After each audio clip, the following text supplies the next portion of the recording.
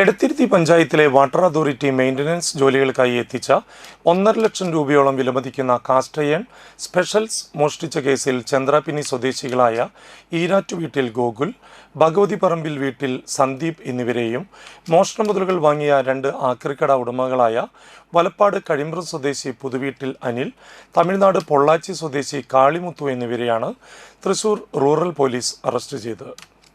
നടപടിക്രമങ്ങൾക്ക് ശേഷം കോടതിയിൽ ഹാജരാക്കിയ പ്രതികളെ റിമാൻഡ് ചെയ്തു.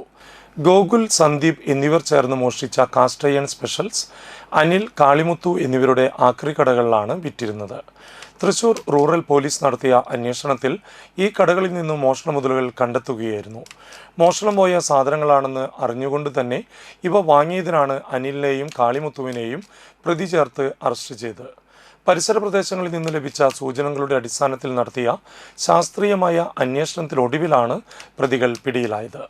കൈപ്പങ്കലം police station SHO Bijith, SI Fadil Rahman, GSI Jaison, GASIമാരായ ജോബി, രമേശ്, GS CPOമാരായ സുനിൽകുമാർ, ജോസഫ്, സിനോജ്, റഹീം, CPO ശരത് എന്നിവരാണ് അന്വേഷണ സംഘത്തിൽ ഉണ്ടായിരുന്നത്.